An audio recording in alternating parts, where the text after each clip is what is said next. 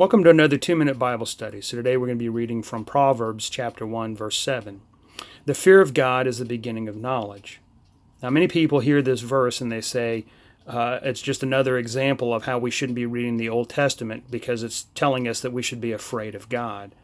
But I don't think that that's really what the author is saying. To begin with, the Hebrew word yirat that's translated fear here also means awe or reverence, and certainly there's nothing wrong of being reverent of God.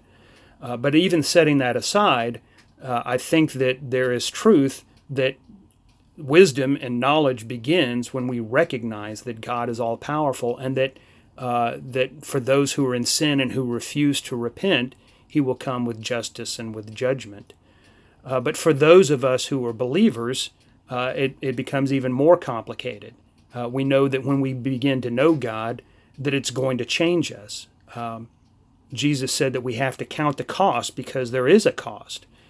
He is going to come into our lives and He's going to break down our resistance, and He's going to burn up our sin, and He's going to change us in ways that we can't even begin to comprehend when we begin walking with Him.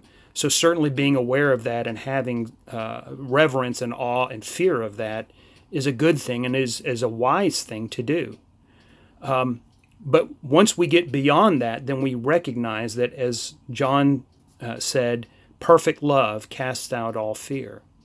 Because once we recognize that in Him is perfect love, it's a love that's not going to take us the way that we are. It's a love that's going to cause us to change. But that as we experience that, He is going to give us greater power and greater authority than we have ever experienced before.